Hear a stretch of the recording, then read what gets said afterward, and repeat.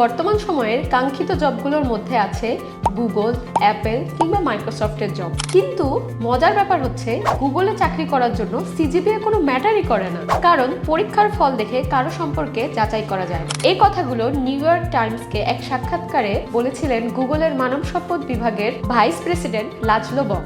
লাজলোর মতে ধীরে ধীরে শিক্ষাগত প্রাতিষ্ঠানিক যোগ্যতা ছাড়া গুগল কর্মীর সংখ্যা বেড়েছে প্রায় 14%। এ অবস্থায় অনেকেই জিজ্ঞাসা করে, প্রাতিষ্ঠানিক শিক্ষা ছাড়া কিভাবে গুগলে চাকরি মিলছে?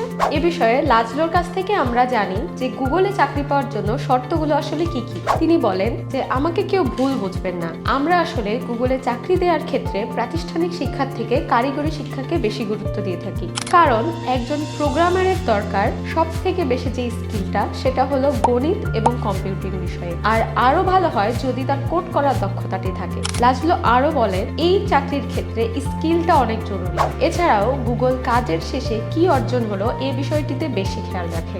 কিভাবে একত্রে বা দলগতভাবে বিভিন্ন সমস্যার সমাধান করা যায় এবং কে এই নেতৃত্বটা দিতে সক্ষম এই বিষয়ে গুগল বেশি গুরুত্ব দেয়। তাহলে এর থেকে আমরা কি শিক্ষা পাই? আপনি জীবনে যে ক্ষেত্রে যেতে চান, যে পর্যায়ে যেতে চান, সেক্ষেত্রে আপনার শুধুমাত্র প্রাতিষ্ঠানিক শিক্ষাটাই গুরুত্বপূর্ণ নয়। এখানে আপনাকে হতে হবে স্কিলফুল, নেতৃত্ব গুণ সম্পন্ন এবং আপনার যে বিষয়ে আপনি দক্ষতা অর্জন করতে চান সে সম্পর্কে স্পষ্ট একটি ধারণা।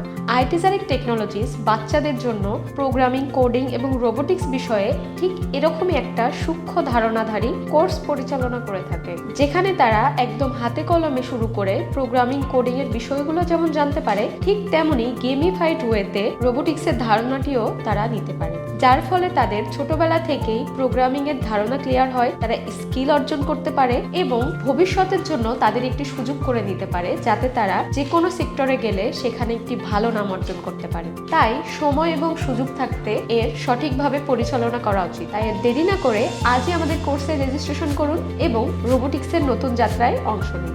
ধন্যবাদ।